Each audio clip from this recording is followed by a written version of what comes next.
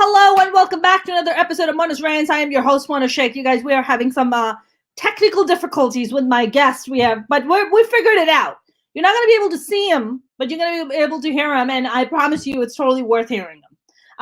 You guys, I usually try to keep my calm about most things, but I'm a little extra pissed off today. I'm a little extra pissed off, not because I woke up on the wrong side of the bed, which sometimes could be the case. I am mega pissed off at this stimulus package bullshit. Did you guys hear about this today? The fucking senator and Congress majority leaders got together to come up with the next stimulus package. And hey guys, surprise! If you thought $1,200 was garbage, wait a little. The next stimulus package is even worse garbage than the last garbage. It's been 262 days since these motherfuckers sent us a $1,200 check, which doesn't even cover people's rent. It doesn't even cover my rent. So let me just say that. And if you felt like you hit the lottery when you got the $1,200 stimulus, I think that was like the best that our leaders could do, okay? These guys have gotten super creative and taken a $900 billion stimulus package, and they're going to split it in two, and they're going to do another round of direct stimulus payments, okay? And add additional unemployment benefits. How sweet. How sweet. And of course, they're going to use billions of dollars from that very package for vaccine distribution and support for schools and small businesses, which is nice because they deserve that. But what they're going to do is omit the COVID liability protections and funding for state and local governments. In other words, telling local governments and state and local governments to go eat a dick, is what they're saying. So how much direct payments are we getting, you guys? Are you ready for this? Oh my God, our leaders are so looking out for us. Every person will get, drum rolls, is there drum rolls? $600 to $700 per person. That's it. That's it. And then they're going to fuck off to their Christmas holiday vacation. And they're going to leave Americans per person $600, $700 stimulus package and pat themselves on the back and be like, hey, the Senate majority leaders are going to be like, hey, listen, we have the Georgia state runoff, election coming up. So just vote for us. See, because we looked out for you. We gave you all of $600 after 262 days of sitting on our ass, just so we can be like, see, we care for you. They don't. They fucking don't. Okay. In the words of George Carlin, Republicans, Democrats, all the politicians is one giant club, and you and I ain't in it. And they have proven this time and time again during the pandemic. All right. Before I go off in further ranting and start ranting and raving like a lunatic, I have my comedian friend, DJ Sandhu. You can't see him, but you can hear him. And I promise you, he's as pretty as his voice. DJ, can you hear me? God, my voice is hideous. What are you talking about, man? I'm sorry, the world can't see your pretty face, but we are having some technical difficulties. That's why we can't see you. Yeah, so I had the iPhone 6. I haven't bought a phone in 5 years.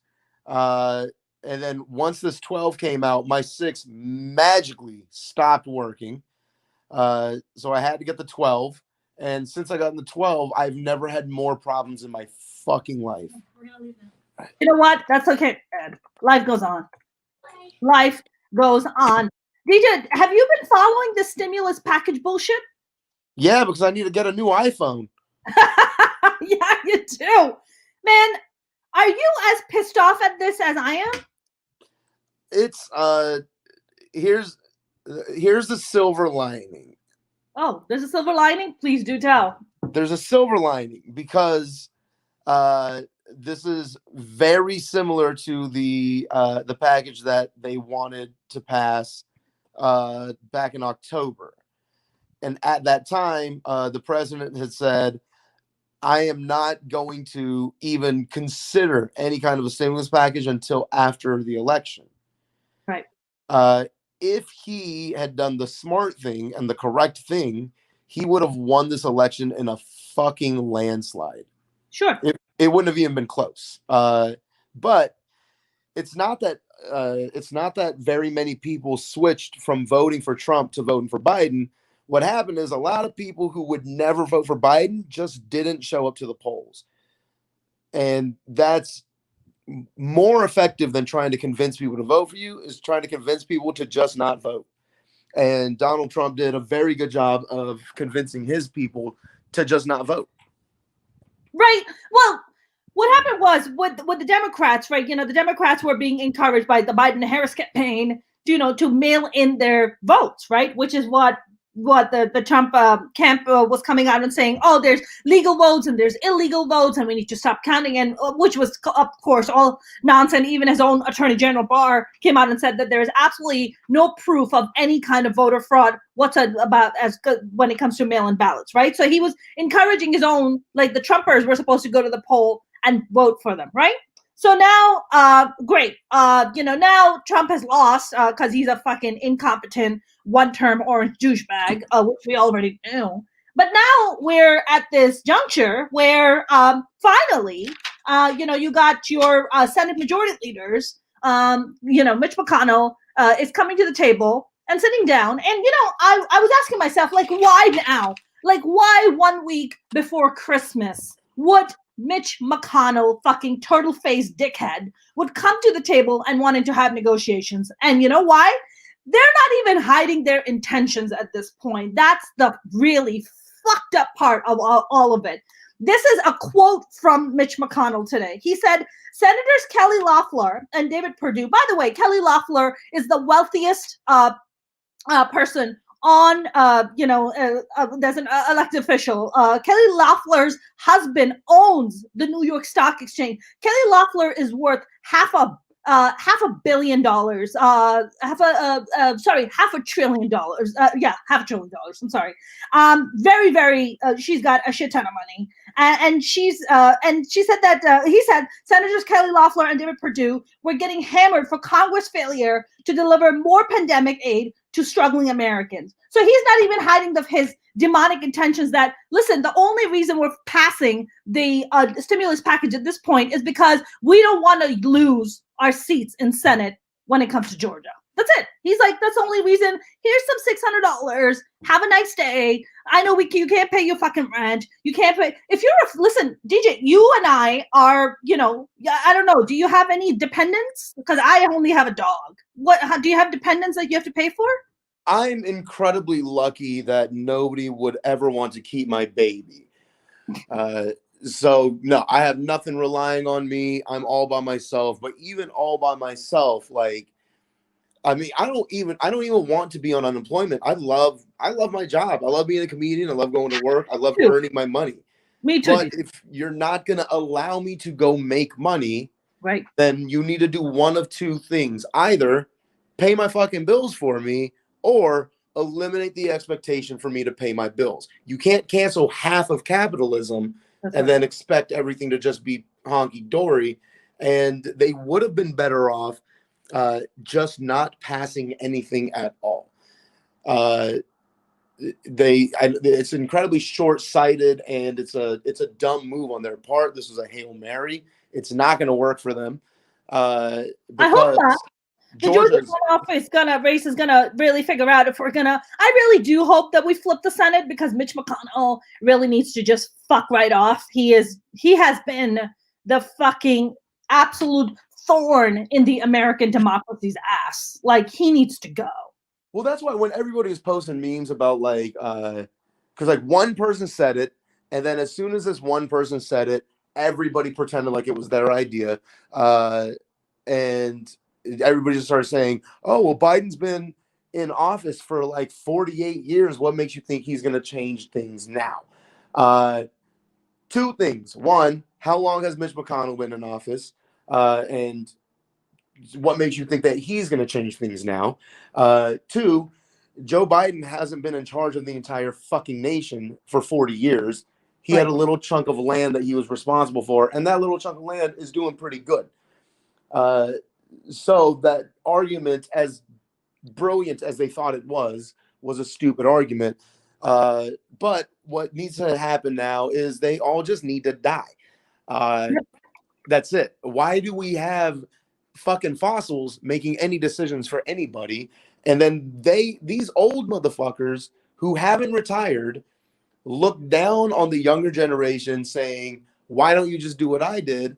How come you can't figure it out? Why are you in poverty? We made it. How come you can't make it? And it's like, well, you kind of have the job that I need Right. so that I can pay my bills, but you guys won't fucking retire. And this is banks, every level of government, like any job that exists that has healthcare attached to it. Yep. Nobody's retiring. Yep. Everybody's well into their 60s and they're still working and they're clogging up the system so that Yep. people like me in my mid 30s can't bump up to middle management. That's right. Right. That's right. So, Yeah.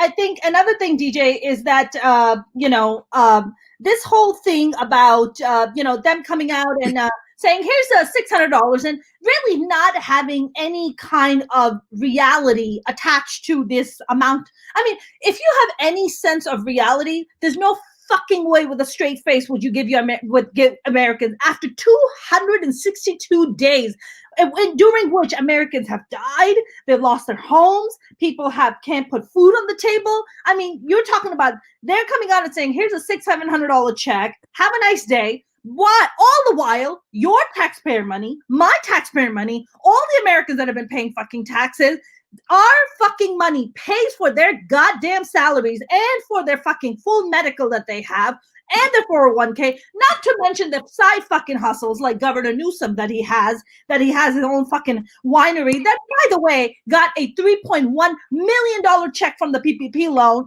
These motherfuckers can go fuck themselves. All these politicians. I have no respect for any of them, quite frankly. Yeah, well, I mean, you got to think about like the what kind of person wants to do this to begin with. You have to be a sycophant to even want to be in office. For you to sit around looking at society and be like, oh, these are the problems. Nobody can fix these problems but me.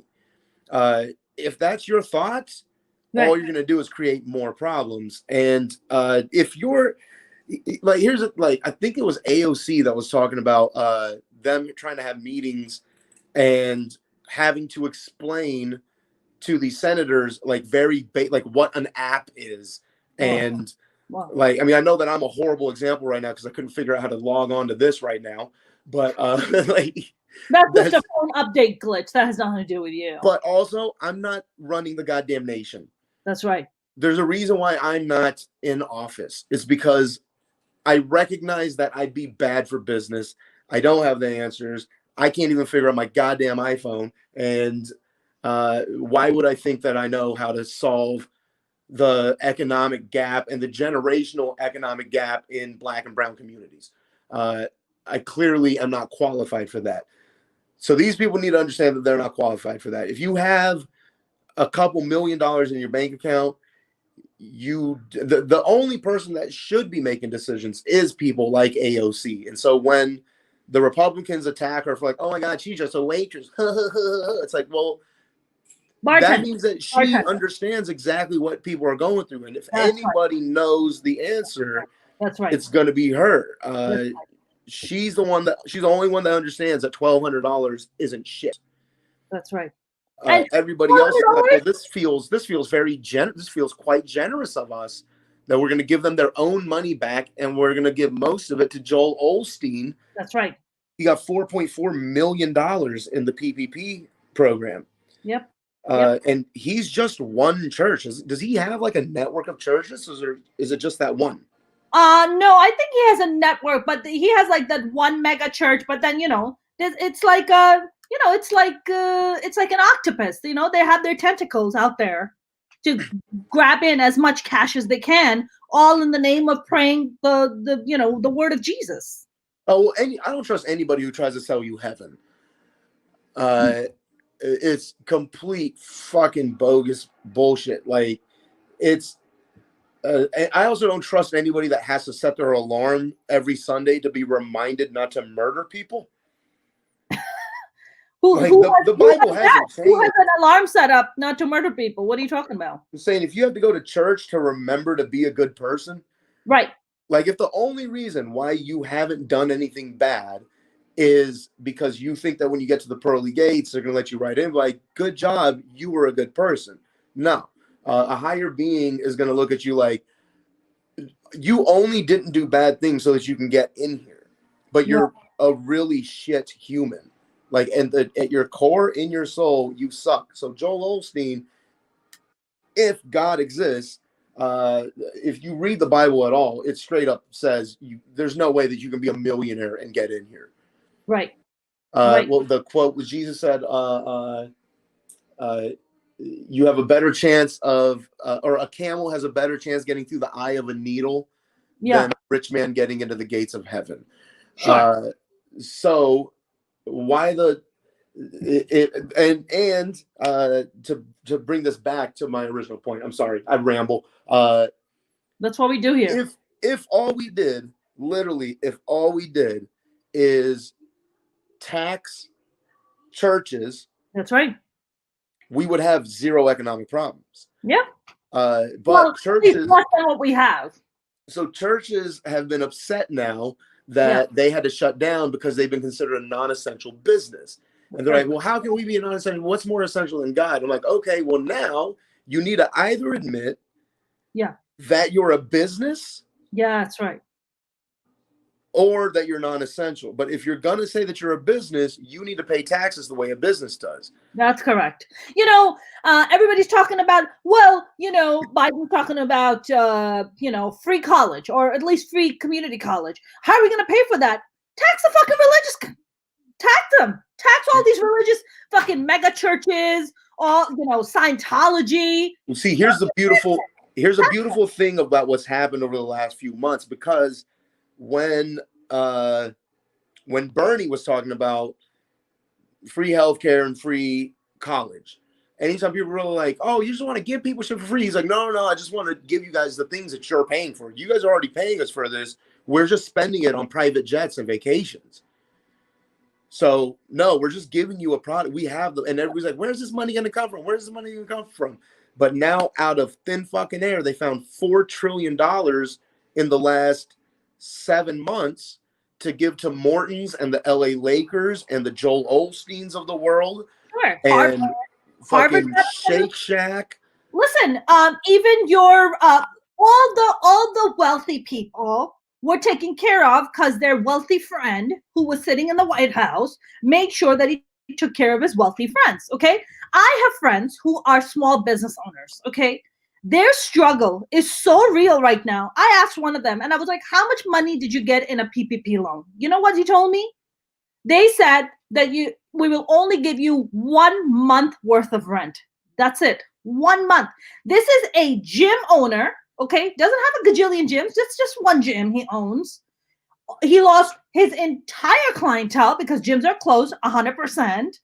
And they said, listen, we lost all our income this year. Like, what is the PPP loan we're going to get? And they gave him 1 month worth of rent. That's it.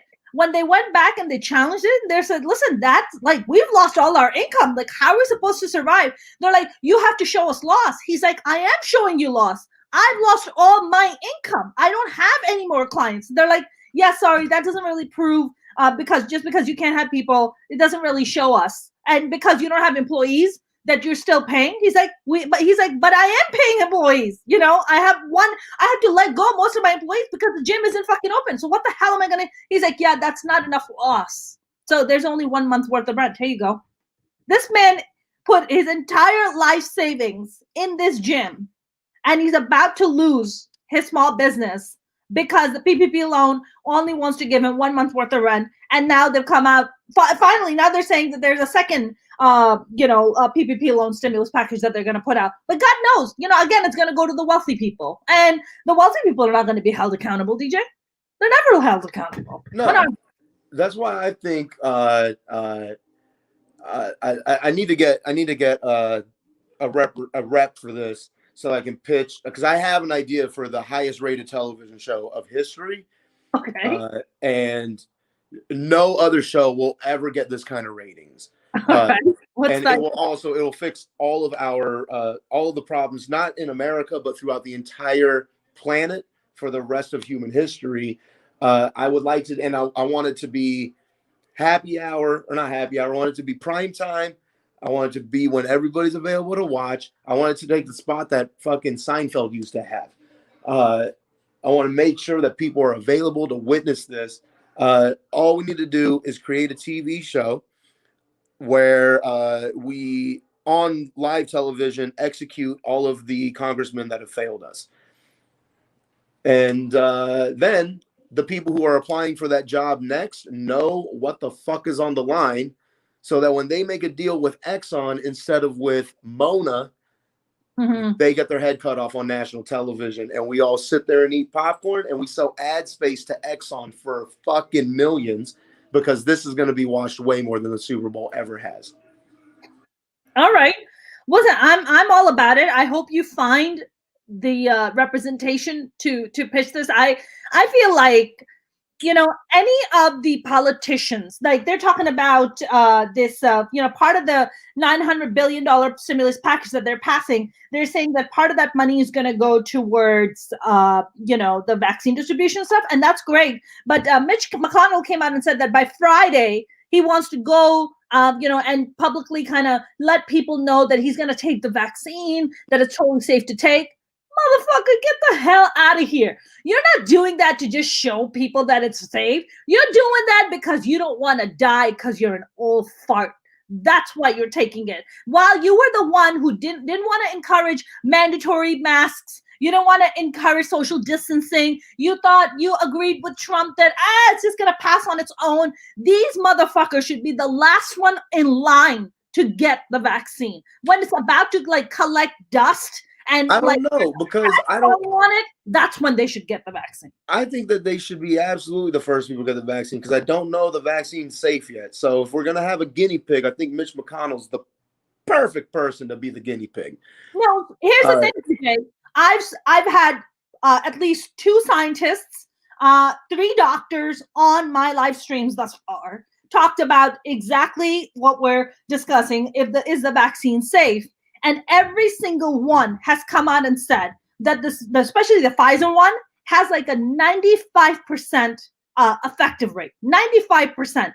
I asked one of the doctors who was on, because he specializes in pathology. He's a pathology specialist in New York. And I asked him, I said, you know, what happens if you get the vaccine? Can you get COVID again? And he goes, no, you cannot. What happens to you that once you have the mRNA, of the you know, once you get the vaccine, the COVID vaccine, what you do is your body you know, it has immediate defense. So next time, let's say if somebody did not get vaccinated, okay, and they you know, and you get in touch with them, you will not develop symptoms. You might become asymptomatic. Well, you might become the carrier, but there's just no way that you're gonna have this. So I mean, I'm speaking to scientists, I'm speaking to pathologists, specialists, I'm speaking to all these people, and every single one is telling me that this is a very safe vaccine, you know. So well, I was you kind of just ruined my fantasy. I was hoping that this thing would be the one that took him out. Well, I really hope that they fucking I hope that he fucking chokes on like a bone of chicken or something and fucking croaks, and there's nobody there to fucking save him. I honestly, even if he takes a vaccine, I don't think that he's going to take the actual vaccine. I think that it would be a placebo, and it would be the same way. I absolutely believe that. I think it's going to be the same way that Obama walked into Flint and said, I'm going to drink a cup of your water right now. And then he just put the glass to his lips. And it was just a publicity stunt where. Are you sure about that?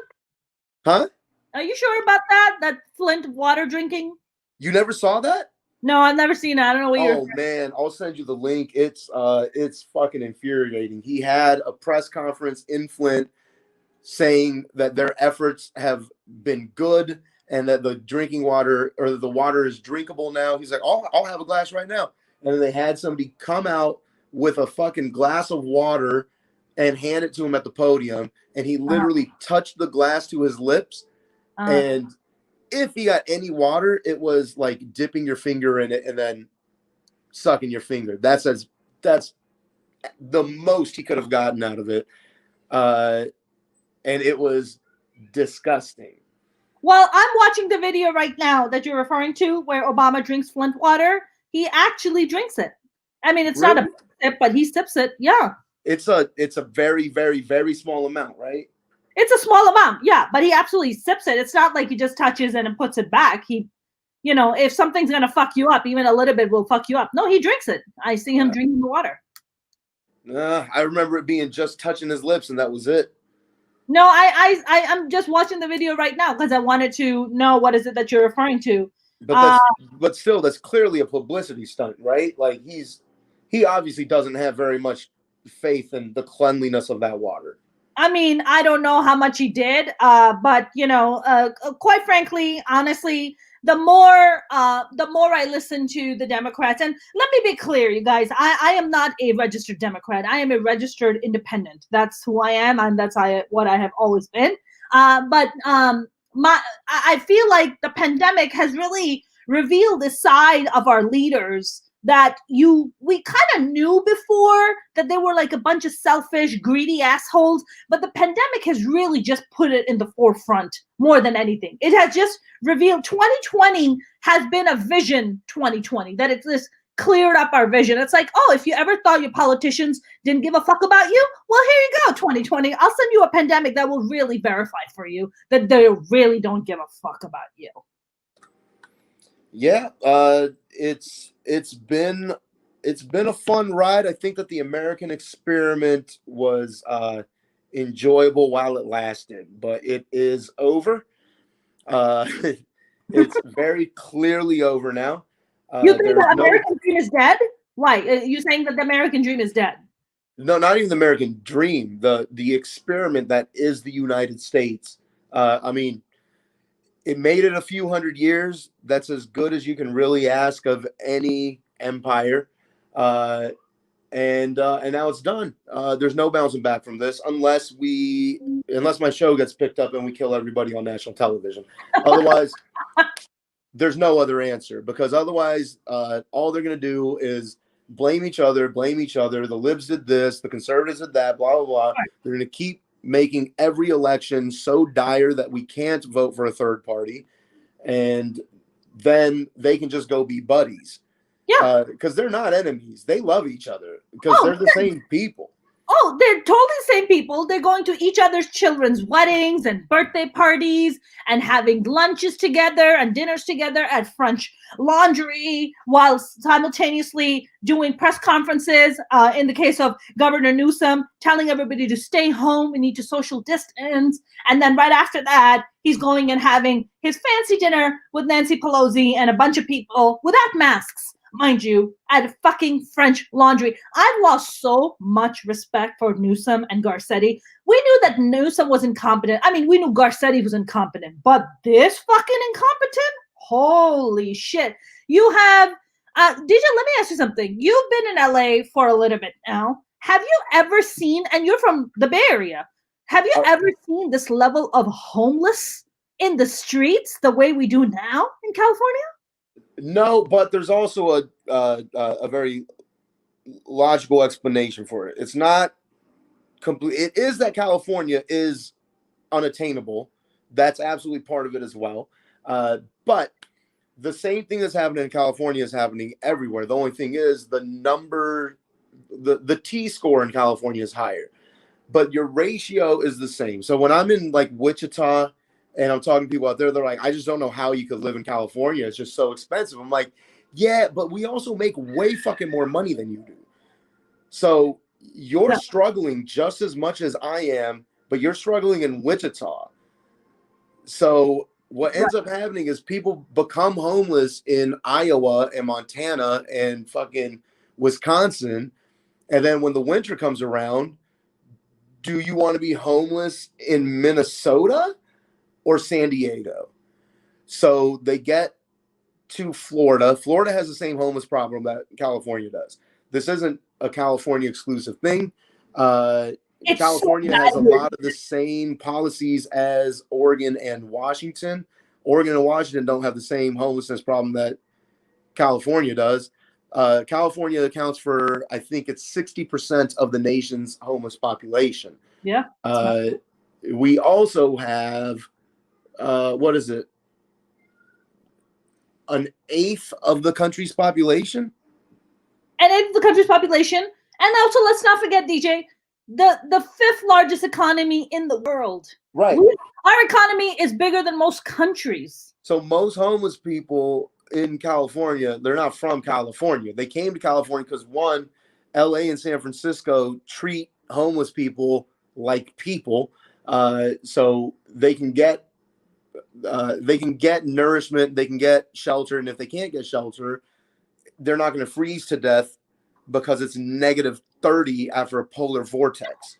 Sure. So they come out to California, and also when you become homeless in Salida, Colorado, right, which only has 10,000 people, the community pitches in for a Greyhound ticket to get you the fuck out of Colorado so that you don't become their problem.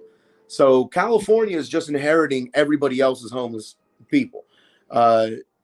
And when red states are like, look at what the liberals have done to California. It's like, nah, I mean, we don't have humidity. We don't get hurricanes. We don't have tornadoes. We don't have polar vortexes. It doesn't snow almost in the entire fucking state. It's a more comfortable place to be homeless. It's just a sensible decision. Texas has more homeless people than fucking Illinois. You can't blame it on blue or red. But if you do want to blame it on blue or red, red would be a good bet, because if you want to make the argument that somebody is causing homelessness, you would have to look at who is creating poverty. And red states are always trying to cut federal benefits for WIC or SNAP or TANF or fucking school lunch programs or anything like that. And so these people spend 130% of their income on basic living expenses. Right. And then they can't pay their bills.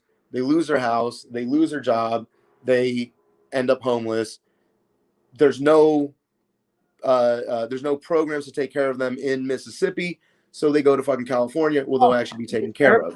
Mississippi's terrible. Kentucky's terrible. Mitch McConnell's state that keeps reelecting him, Kentucky, also pretty terrible. You know, DJ, I'm gonna push back on 2 points with you. One point I'm gonna push back on is that yes, you're right. California, you know, that there's homelessness problem in, you know, Florida and, you know, in New York. But what they did in New York, which I respect a lot, which is my hometown. And what they did in New York is they took abandoned hotels and they took homeless people and they put them there. They gave them some kind of home, some kind of place to go and call their own, where they can, you know, take care of themselves, not fucking freeze to death in the streets of New York City. So I respect that. We have plenty of abandoned buildings that, you know, the government has money. The California state has been in surplus until the fucking pandemic hit, but we have been in a surplus. But there have been no, like, there's no proactive work. There's no, you know, it's not even that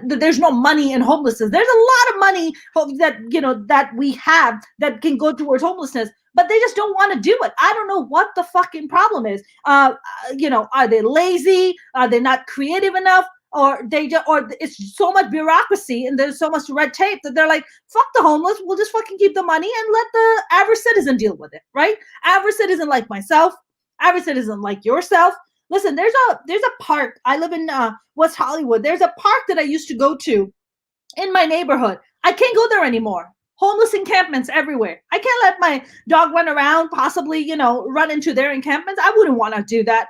How has a regular park turned into a fucking homeless encampment? What? We don't have enough fucking property in California to home these people, to give them a proper home? What the fuck? Richest nation on the planet, and we can't take care of our homeless? First of all, there really shouldn't be any homeless because we are the richest nation in the world. How the hell do we have homeless to begin with? That is absolute insanity. How the fuck is that possible, DJ? I'll tell you exactly how it's possible. It's because we're not killing our politicians on a national television show. Man, DJ, you're gonna get both of us banned over here. I'm fine with that. I'm told, because here's the thing: like, if they take me out, like, I mean, I'm sure you know this. I have suicidal depression, So it makes life very easy to deal with for me because like I always have a plan. Yeah. No matter how bad things get or no matter how good things are, I have a fucking plan. I think that a lot of people have anxiety because they don't see suicide as an option for themselves. So I already want to die anyway. So if you take me out, like it's like, yeah, that sucks that I went out young, but at the same time, like I can't get parking tickets anymore. So that's cool. Like, I mean, dead people don't have to save up for retirement. That's dope as fuck. That is Like, some morbid shit, DJ. That is some very morbid stuff. Let's not go there. Listen, uh, let's not go there. Look, there are people right now. I mean, mental health is a big problem. During the pandemic, where there are people who are committing suicide because they can't deal with it. They can't deal with the loneliness. There was this young kid who killed herself because she couldn't deal with the loneliness of not being around her classmates. I mean, this is a real problem. So I honestly, like, during the pandemic, I'm sorry that you suffer from it, and I hope you take care of it by going to therapy or take medication. But this is a serious fucking issue, man. I mean, you talk about people not being able to put food on the table, but the government's like, here's a $600 check during the pandemic. Here you go. Here you go. Here you go, little person, patting us on the fucking head and be like, bye. And oh, thank you for paying our full fucking salaries and our full health benefits, all the while telling us how much they fucking hate socialism and they don't want to agree with socialism. They can fucking suck a dick is what they can do. Yeah, we there's who was, I don't remember who had posted this. I think it was AOC again, saying like when we talk about taxing the rich, like we're literally talking about like 10 people. Yeah. And that's it. Yeah. It's seriously like just Jeff Bezos. Like we could Jeff Bezos doesn't want to pay taxes because he's like, look, I'm creating all these jobs, so I should get a tax incentive of not paying any taxes. No, Jeff Bezos, you should be paying taxes because you get a shit ton of money. You're the wealthiest man on the planet. You should be paying taxes. Because what are you doing with that? Because this is a resource, and even at that, I think it was something like 30% of Amazon employees are on some form of welfare. And I think that I'm lowballing that. I think it's actually a lot higher than that. So the reason why he has so much is he's not paying the employees for the jobs that he's created. But if we looked at money the way that we looked at any other resource like water, if there was one guy that had 1 trillion waters and everybody else had on average negative 40,000 waters, we would all kill the one guy and distribute the waters evenly. So he's hoarding a resource. Yeah. And the reason why people can't get out of poverty and can't provide for themselves is because the one thing that they need in order to provide for themselves, he has all of them. He has all of the fucking dollars. And he's not using them because when you're wealthy, I mean, basic living expenses aren't very much. So once you're making more than that, it's really easy to just keep stacking. It was something like so people who make under 100,000 a year spend on average, and this is including the people at the top end. So like the outliers have skewed these numbers. They spend 115% of their annual income. If we took that down to people who only make 70,000 or less, you'd really be looking at an average of 130 to 140% of their annual income. Whereas people who make over $100,000 a year, they spend less than 70% of their annual income. So that's 30% that they just get to keep stacking every year over and over again because their basic living expenses are covered within that first 100,000. Everything else is just recreational and fun. But when I'm only making 40,000 a year, it costs me 50,000 a year to fucking feed myself and keep a roof over my head. Mm-hmm. And I mean, electricity isn't a luxury; it's a necessity. The internet is a necessity; it's not a luxury. That's right. I can't get work I can't keep up with a competing job market if I don't have access to information and I don't have an iPhone or a laptop. So these things aren't luxury items the way that they used to be. These are now a necessary tool in order for you to compete in an ever growing and a more and more competitive job market. My fucking T-Mobile bill is going to be $80 every month. There's not much I can do about that. But if I only make $50,000 a year, that's a big chunk of my wages. If you make $200,000 a year, that $80 a month isn't really shit to you. Yep. I mean, healthcare is not a luxury. Healthcare is a necessity, right? People lose their homes just trying to pay their bills. You know, I just. Oh, let's talk about healthcare. I've spent this whole week trying to obtain healthcare, and I'm not allowed to purchase healthcare. I got denied for Medicaid, so any kind of welfare program. I got denied for all that, and I was trying to purchase a plan, just like through Anthem, and I just wanted to give them $300 a month and have healthcare. And then I read my healthcare plan, and it says everything. It says 100% covered after deductible. My deductible would have been $7,000. So any hospital bills I incur up to $7,000, I'm on the hook for, including the $300 a month that I'm giving them anyway. So really, you're just paying them $300 a month on the off chance that you get hit by a fucking truck today. But for the most part, I mean, you're not going to spend $7,000 at a hospital. So what am I paying $300 a month for? And they wouldn't even give it to me anyway. So I still have no coverage. $300 a month. They're like, we're still not going to approve you for it. Is that it? What was that? Even if you wanted to pay $300 a month, they still won't approve you for it. Is that it? Yes, I still got denied, and I have no medical history at all. I don't have diabetes. I have no pre-existing conditions. Like I have I'm a generally healthy person. I'm a vegetarian who exercises over an hour a day. I'm a solid bet. My premium should be super low. I'm exactly who you would want to cover. I go to the hospital once a year, and that's straight up just so I can get my physical and make sure that I'm not dying. But other than that, like I get STD tests every couple of months. Like I'm not a very high maintenance person customer like that. You know, DJ, that is so fucked up. I mean, what is their excuse for denying you Medicaid? What is their excuse for denying you that? I don't understand.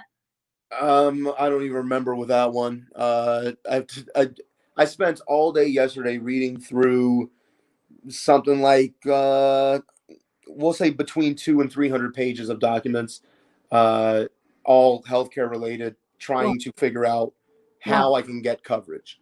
Wow.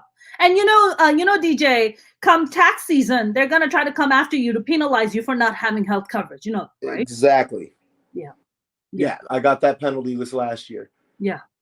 Which everybody says was an Obamacare thing. Yeah. But if Obamacare has been repealed, then why does this thing still exist? Wow. So, you know, I have some people here commenting. It's a very interesting thing that they're saying there. One person said, if they shut us down, they should cover our bills, but I don't want welfare. So it's weird. So I don't understand people's mentality.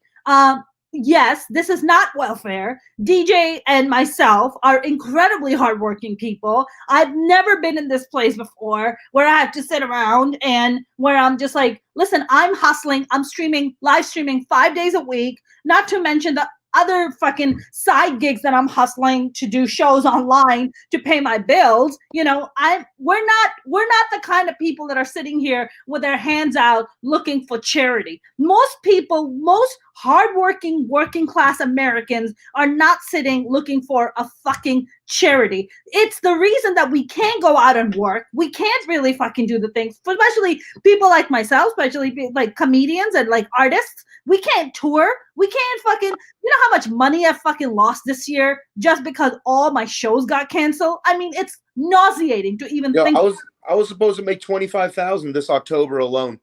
Yeah, I believe you, DJ. But then all my college gigs got canceled. Yeah, DJ, we all lost so much income, but when somebody comes out and makes out this kind of comment where they're just like, well, I want my bills covered, but I don't want welfare.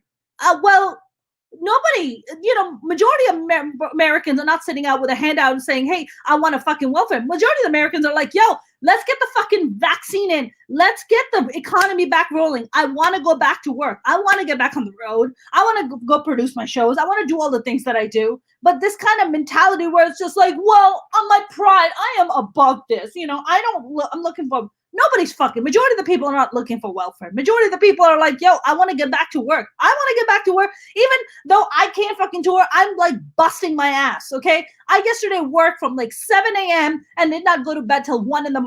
I was fucking hustling and busting my ass. And that's what I do every single fucking day. So it pisses me off when people come out and say, well, I don't want welfare. Well, nobody's fucking telling you that. Then great. If the government come and try to fucking cover you and give you money, give the money back.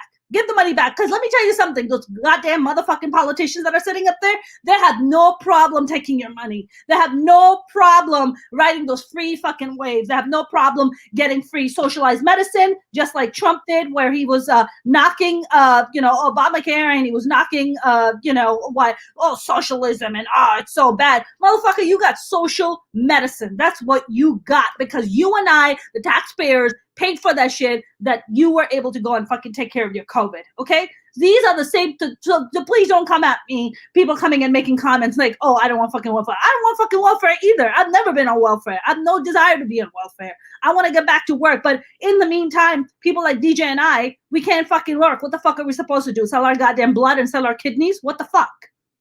That's what people have been doing. That's literally what people have been doing. But I mean, it's not just, so when I talk to people like, oh, this must be especially hard for you. I'm like, no, it's not especially hard for me. It's just as hard for me as it is for literally everybody else. Which is why, like, the few comedy clubs that I have been able to work at, when I'm doing my merch pitch, I tell them, look, you're never allowed to be on your phone in a comedy club. This is the one exception. Everybody, please pull out your phones, open up Facebook, do me one quick thing, just check in. It costs you nothing, and all it's going to do is let all your friends know that this place is open again, because if this place goes under, there will be nothing to do in your city ever again. And if we don't have them do stuff like that, that's literally what's going to happen. These comedy clubs are all going to shut down. And I know that it's easy to be like, oh, well, boo-hoo, comedy clubs don't exist anymore. But it's not as simple as that. There's an entire economy, there's a whole ecosystem that revolves around just that one business being open. It's not just that I get to tell jokes for an hour a night and I get to pay my bills because of that. That's right. They have a general manager. They've got security guards. They have waitresses. They have bartenders. Some of them have a night janitor that comes in. There's people who are given Uber rides to and from the comedy club to the customers. There's bev reps. There's food reps. There's people who are making deliveries because this place is selling products. There's somebody who's working at an insurance company who has that job specifically because these small businesses have to get these insurance plans. It's not just my job that's getting fucked here. There's hundreds of people along the way. It's more than just me talking for an hour. Right. There's tons of things that go into this one single production, and it's easy to boil it down to its simplest form, but it's also inaccurate. Right. Somebody, Walton in Montreal, who is an avid fan here, he comes by just about every day. He said, I've heard you can sell your sperm in America. Is that true? Yeah, but I don't think that my sperm would be very valuable. I mean, people have literally paid to get my sperm out of them. Listen, DJ, I'm a woman in my 30s. I don't think my eggs are any good either. So there's just no, I can't even sell my eggs either. Yeah, I don't. Well, also I don't know if they do they attach your picture to the profile. No, no, no. Oh, I was about to say because like I don't think that anybody's gonna read the description and be like, okay, so his hairline starts at his head and ends at his toes. Yeah, I think they give you like a because Mindy Kaling, she had both her kids through in vitro. She went to a sperm bank and got both her babies that way. She gave birth to a baby boy during this pandemic, and she got it. She bought the sperm because she's Mindy Kaling and she can afford. Apparently, I thought Mindy Kaling could get knocked up by anybody, but apparently that's not the case. She had to go buy sperm. Well, I mean, uh, it's a couple of things. Like, do you want to take the chance on some other person, or do you want to get like some high quality shit that you know that there's no genetic defects in their lineage? Premium sperm, premium. Yeah, I mean, this has been a big controversy for years. Is like when like designer babies, like Yeah, being able to go in and be like, you know what, I want my baby to have like, I want yeah, to be dark black, but I want to have blue eyes. yes, yes, Uh, for sure. and like you'll like it's a hot topic, but I think that it's incredibly immoral of somebody like Mindy Kaling to just have, and I understand like this desire to want to birth your own child. I Yeah, totally get that, but it's pretty fucking disrespectful to just walk past an orphanage and be like, I'm gonna pay $100,000 to get this shit done artificially, and fuck you guys. well, Because those same people will hound you for yeah, going to a puppy farm to get a pug, for being sure. like, oh, you didn't go get a rescue? Yeah, for Oh, sure. you're a bad person. There are so many dogs in the shelter that will never have a chance, and you just had to get something in its cute puppy phase. I don't see how it makes you a good person Yeah, to, when you want a child, yeah, pay $100,000 to get it done yeah, rather than just go picking one up at the pound. yeah. DJ, I don't know if you remember, but AOC a few months back was doing a live stream on her, I forget, it was on like her Twitter, and she's like cooking in her kitchen, and she's talking about exactly what you're saying, which is we have an environmental issue. Of course, 97% of scientists agree that we have global warming, we have irreparable damage that we've done to the planet, that is all man-made, and that perhaps people should consider not having children. People should consider adopting instead of having their own kids. And oh my God, AOC, you're an extremist. You're awful. You're telling people what to do with their bodies. You're telling people how to live their lives. And it's like, no, no, no. She's talking about good for the overall humanity. There are so many children in the world. DJ, do you know how many children are born every single day globally, in a global scale? Do you know how many children are born every day? Do you know the Too number? many. Well, too many. It's 250,000 to be exact. 250,000 babies are born every day. Every day.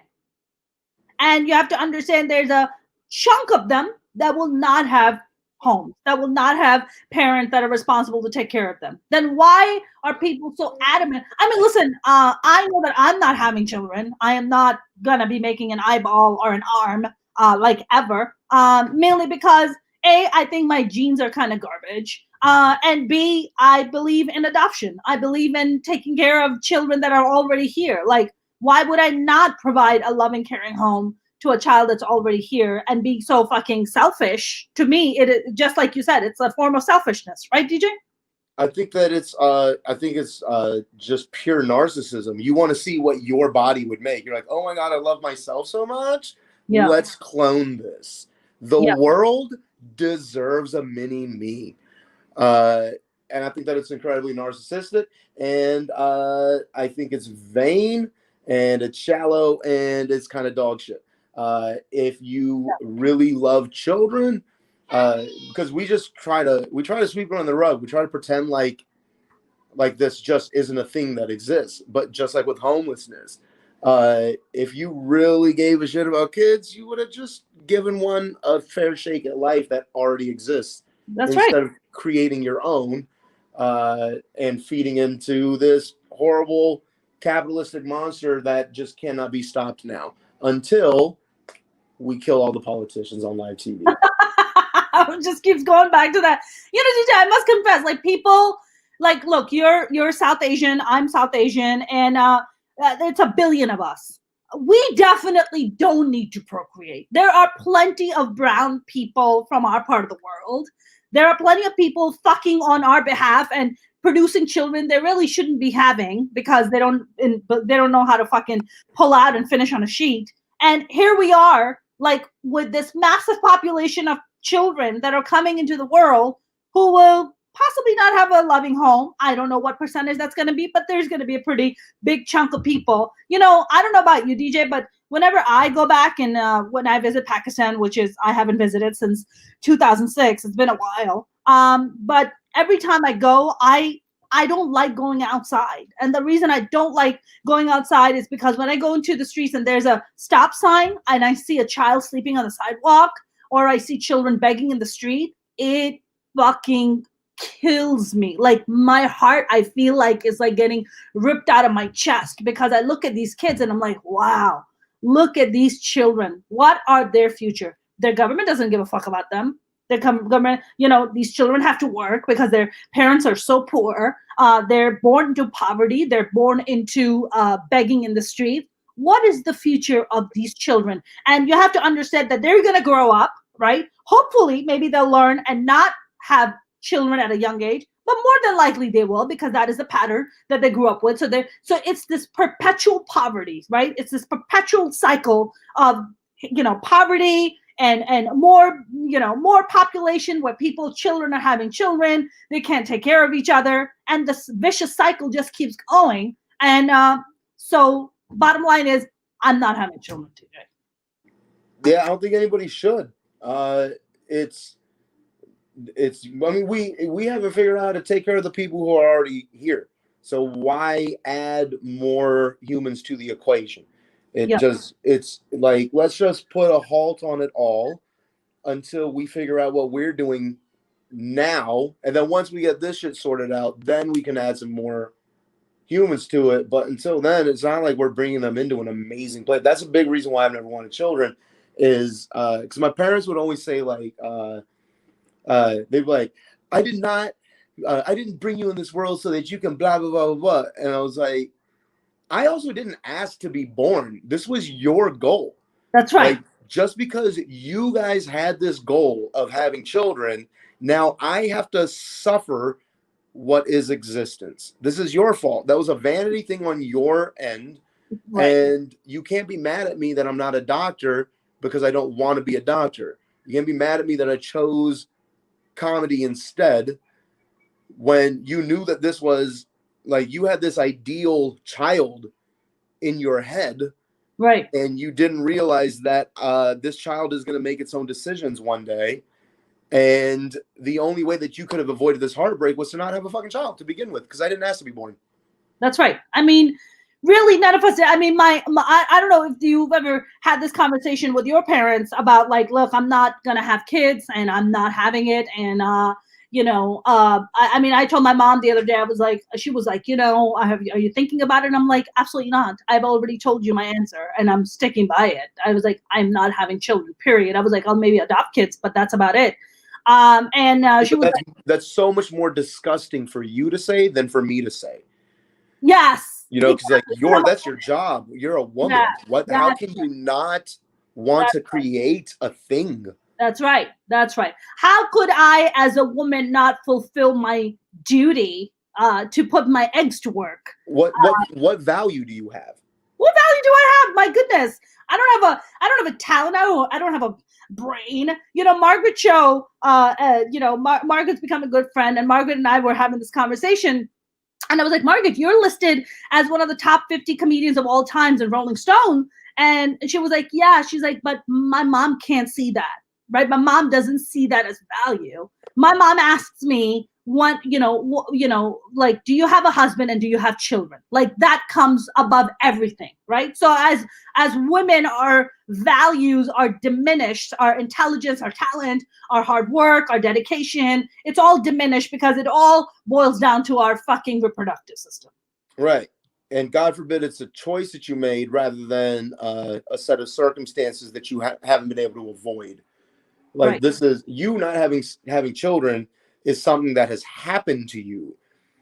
You must have been trying to have kids this entire time, and Yeah. you've now failed. Yeah. God forbid this was just a conscious decision that you made. You're like, you know what? I actually just lived through a pandemic and I barely made it on my own. And if I had a child with me, we'd be on the streets right now. Let's Right. avoid that. Probably. Which would be a logical conclusion that everybody should be coming to right now. Yep. Uh, I don't know how people are not, but Listen, as a people are woman, having children. this is a thing that's happening to you, not a decision that you've made. DJ, people are having children. They're getting knocked up during the pandemic. It's like, are you not fucking paying attention? Like, what the fuck is going on? Are you idiot? Like, are you that dumb? Are you that ignorant? Do you just not give a shit? Like, what is it? Like, I used to be friends with this person, and she, and I remember talking to her. This is like pre-pandemic and stuff, and she never really made a lot of money. And she was like, yeah, when I got pregnant, I decided to keep the kid. And I was just like, well, you barely made any money. How were you planning on taking care of the kid? And she was like, God will provide. She said, DJ, God will provide. Now, I am a pretty spiritual, faithful person as the next person. However, I am also grounded in some form of reality. And the reality is that, this thing that you're talking about, God will provide, I think you're talking about other people trying to come and help you out and pick up the slack somehow. Or your child in the God's going to provide you a man like me, or a friend like me, or a cousin like me, or a human like me that's going to save you and your circumstances that you've created for yourself. That's right. But here's the thing: is like there's people like us who don't need to touch an oven to know that it's hot. Yeah. There's other people that need to touch the oven, and there's other people that just keep forgetting how hot the oven is and they keep checking it. And then there's other people that just need to climb in the fucking oven, and they won't understand how dangerous the oven is until they've been cooked alive. And that's a decision that she's made. Unfortunately, she's brought another human into that equation. And again, it's selfish, it's vain, it's narcissistic. There's nothing noble about it. I don't think it's beautiful. I don't think it's a miracle. You had sex and then you made a baby. Every time I eat food, I poop. It's not a miracle. It's a chemical reaction. It's just what happens. That's right. But there are plenty of people out there who are getting knocked up right now and having children. It's like, oh my God, we could all just die tomorrow, and let me just have a child. And it's like, you didn't have such great genes to begin with, but I don't know why you feel compelled to somehow replicate your genes. I don't understand. Like, you barely finished high school. Like, I don't understand what the appeal is here. I don't get it. Right. I don't understand. DJ, so what do you think is, I was thinking that there would be some kind of, when Trump got elected, there was, women took it to the streets. We had the Women's March, that took place. Now with BLM this year, people took it to the streets, of course, about police brutality and innocent Black people getting killed, in their homes while they're sleeping and in the streets. So now, do you think this whole stimulus package being like a slap in the face of Americans while they're struggling and not being able to pay their rents and being able to pay their food, do you think people are going to take it to the streets? You think they're going to go and protest these politicians?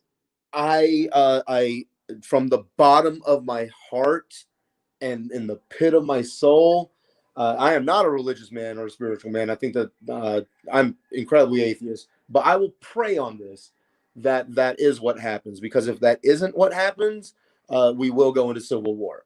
The only thing that's going to unify us is us being so publicly shit on by our masters.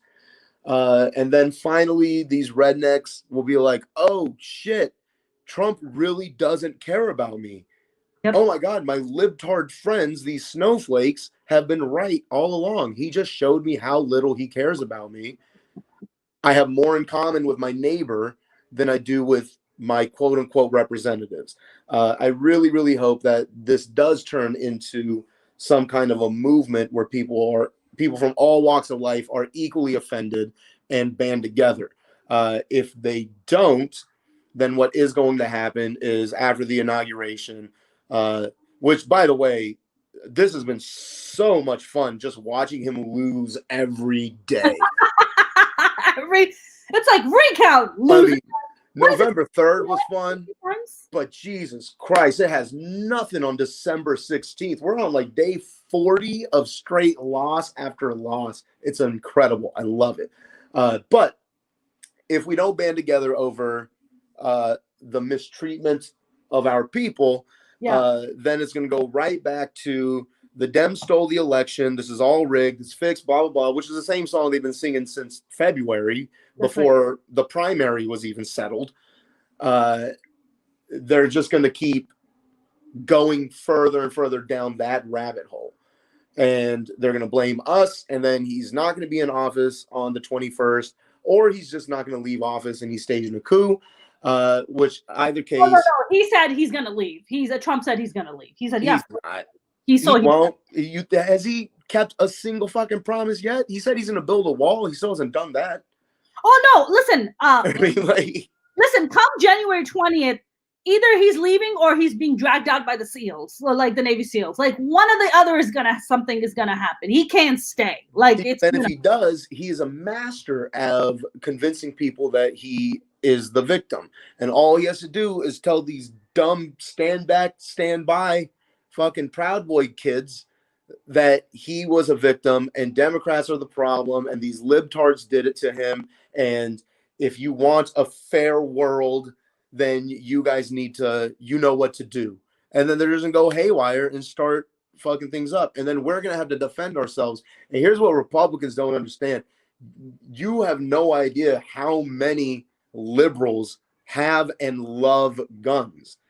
All liberals have been saying is, I think it should be a little harder to get them. Yes. Like we're handing them out like Halloween candy. Like there's some reasonable restrictions that we should be putting into place. Like domestic violence abusers, all right, no gun for you. It's very logical. But it was like, no, probably because they're domestic violence abusers. So they're on the chopping block of losing their rights. That's right. They don't realize how much liberals have and love our guns. The only difference is I don't have to post a picture, an anniversary photo with my AR-15 every fucking year to show you how much I love my gun. Like, did you hear that? Yeah, I did. The kid is like seconded. It's like, do you love your gun? No, she said, wait, you love your butt?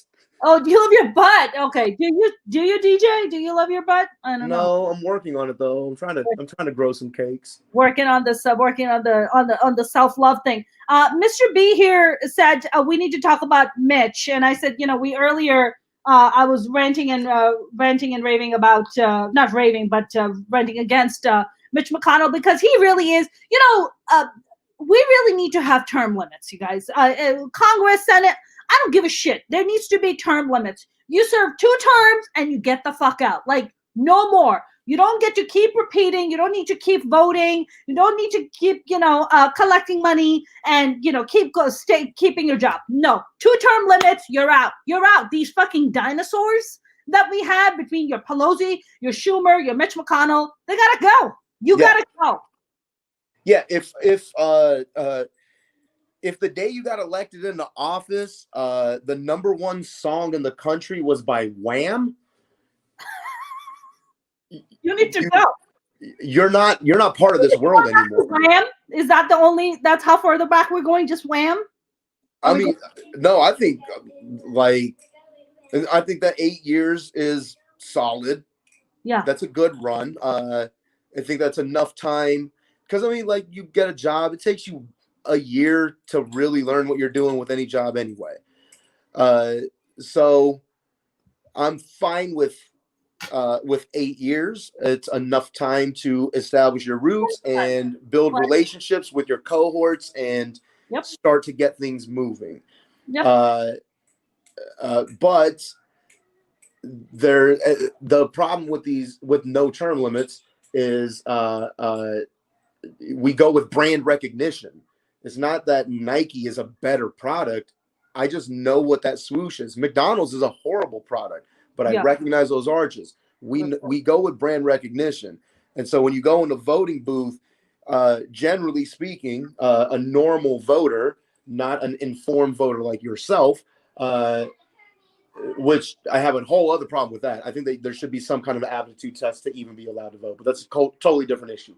The normal voter goes in, doesn't know what they're voting on, and they just go with whatever name they've seen the most, which is why there's signs all over your city every election year, vote for Judge Julio Gonzalez. Yeah. And if that's the only judge sign that I've seen this entire time, he's going to get my vote. Right. He's the most recognizable name and recognizable person, right? It's just like, well, who else is there? I don't know. I don't know about you, DJ, but when I voted this time, when I sent in my mail-in ballot, like I sat down and I Googled every person that was on the ballot, and I wanted to look at their stances. I really took the time to be like, but if you're going and you're not really which you and I know, DJ, most people don't really do their due diligence like that. Most people don't have time or even the mental capacity. They're just they're exhausted. They're like, who's that person again? Who's the local? Listen, you need to know even from local level to state level to federal level and an executive level. You need to know who the fuck you're voting for. These are the people that are representing you, and they're supposed to represent your district, your state, your city, whatever. You need to know who these people are. Well, most people walk in the booth and they vote for whoever has an R or a D next to their name. That's fine. And if they see an I, they're like, skip it. Like they're not putting. But this is how I think we fix the electoral system. I think instead, because what we do is we have identity politics. So it's I'm a Republican. I'm going to vote for Trump. Trump has been a Democrat all the way up until the Democrat was black. It was until 2008. Yeah. He financed every Clinton campaign before that. So he's been a Democrat his whole fucking life, all the way up until the Democrats started liking a black guy. So get out of here with he's not a racist bullshit. There's no argument for that anymore. Yeah. But let's not he doesn't have any Republican values. So all these Republicans started loving him once he became their candidate. But when there was 20 people on that podium or on that dais, he was in the bottom rung of the probability for making it through the primaries. So only 1 in 20 Trump supporters were in his corner from day one. Now everybody who's about him is just about him because they self-identify as a Republican, and he isn't a Republican. No Republicans would be so boldly shitting on John McCain. Would be so boldly shitting on Mitt Romney. Would so boldly be shitting on Paul Ryan. This isn't something that Republicans do. So he's not that, but he put an R next to his name, and now everybody's like, yep. So here's what we should do. I think that you should vote for who you want to vote for, but then you go issue by issue.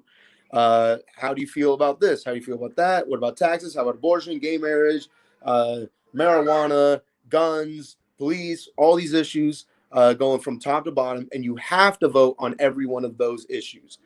And then at the end of it, a compatibility test spits out. So at the end of it, it says, I know that you thought that you were a Donald Trump fella, but based on your compatibility results, it looks like you're way more of an Elizabeth Warren guy. Who would have thought? So instead of doing what we're doing now, I think that we need eHarmony to run our elections for us. Listen, eHarmony asks too many goddamn questions. But that's what we need. We need them. We need to know everything about you. How do you feel about all these things? Instead, we have Tinder, and it's literally left or right. And there's no other options. You can super like somebody, but you only get one of those every 24 hours. Right. Okay. Right. That's fair. And I think that's a very fair and pragmatic way to go about elections. Fair and pragmatic, yeah, sure. I can go with that. We have some comments come in here. Mark Lee said, maybe we just get rid of parties. Okay, we keep the beer and wine parties. Okay, that's a possibility. Sean Carter said, red and blue like freaking goose, and we wonder why this whole damn thing is so violent and messed up. I agree.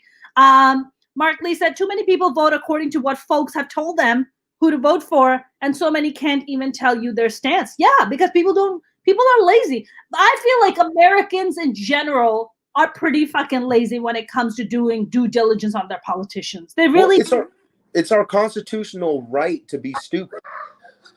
yeah. Sean Carter said facts, more questions than the damn bar exam. So I think Sean Carter agrees with you about eHarmony taking over our political system. Absolutely, because then we can do a calculation of we can ask the same question 5 different ways and have you answer, and then if they seem contradictory, we can throw out that response completely. Yeah. You can just rephrase that question a few times and be like, this guy really doesn't know what the fuck he's talking about, so your vote doesn't count. Exactly. DJ, we're gonna start wrapping up, and I'm sorry all the people watching sadly can't see your pretty face, but we'll bring you back on again soon, and they'll get to see your pretty face. That being said, we have some people. Okay, we're gonna take one last comment and then we'll start wrapping up. Malted said, I know I'm not a comedian, but I would love to eventually wax politics with you, Mona, and think we can come from the left, but at completely different angles. Okay, Malted in Montreal is clearly Canadian. He made a point early on, DJ, and I wanted to actually ask you. Now, DJ, you are of Sikh background. I am of Muslim background. Do Sikhs do cousin marriages? Are you guys do cousin on a completely different note? You know what? I think that they do. Okay. I'm probably not the person to ask because I'm born and raised in America, and like Indian people have never liked me up until recently. So I don't really know the culture that much, but I think there is a little bit of that, but it's in like the lower castes. Okay, yeah, that's right, because you guys have the caste system. So which makes sense because if you're in the caste that has money, you have the assets to go to another village and meet people and get hitched to somebody outside of your gene pool. If you're poor, you don't really have that option. So it's just, we've decided that you need to make kids and your cousin's over there. So go shove something inside of her and pop something out.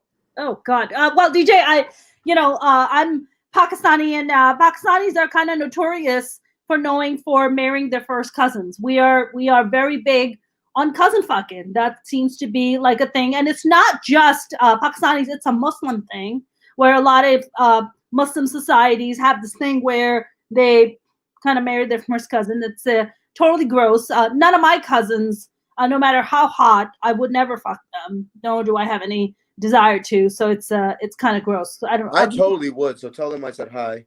Oh, you would? Okay. I mean, they're dudes, so okay. I don't know. You swung that way, DJ, but sure, I can totally tell them that. That's not a problem at all. DJ, where can people find you, man? Where can people follow you? Well, I want to say one last thing about the inbreeding thing. I think it's very strange that inbreeding is either considered the grossest, most classless thing possible, or the classiest thing ever, because the only people that do it is like people in Mobile, Alabama, or people in Buckingham Palace. Yes, that's right. Let's not forget that nobody in between does it. Cousin fucking too, because they want to keep the power and keep the money. So yeah.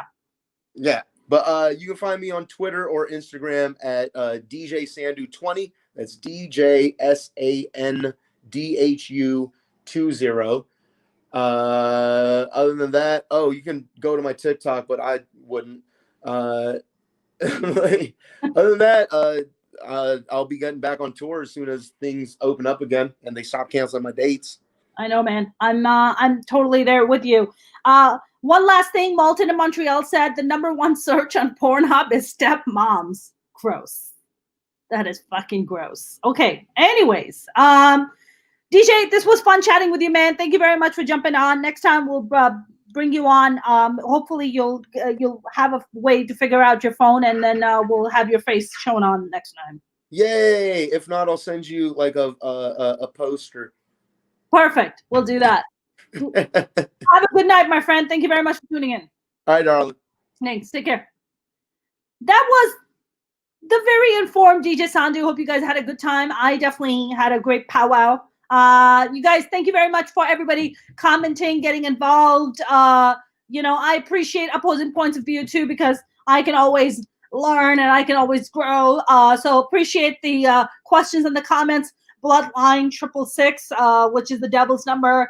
Thank you, Sean Carter 003, saying that glad we ain't related. No, we're not. And Malton Montreal for informing and educating us that the #1 search on Pornhub is stepmoms. Good to know.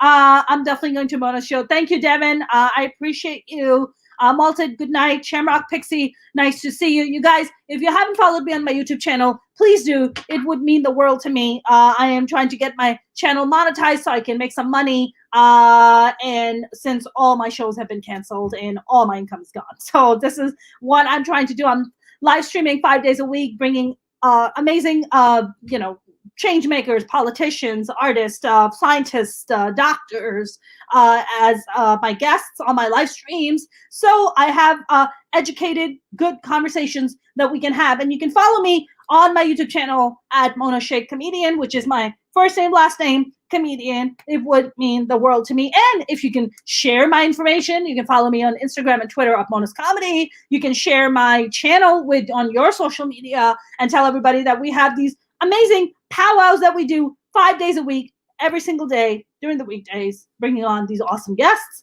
You guys have a good night. I will be back tomorrow with an awesome guest. See you then.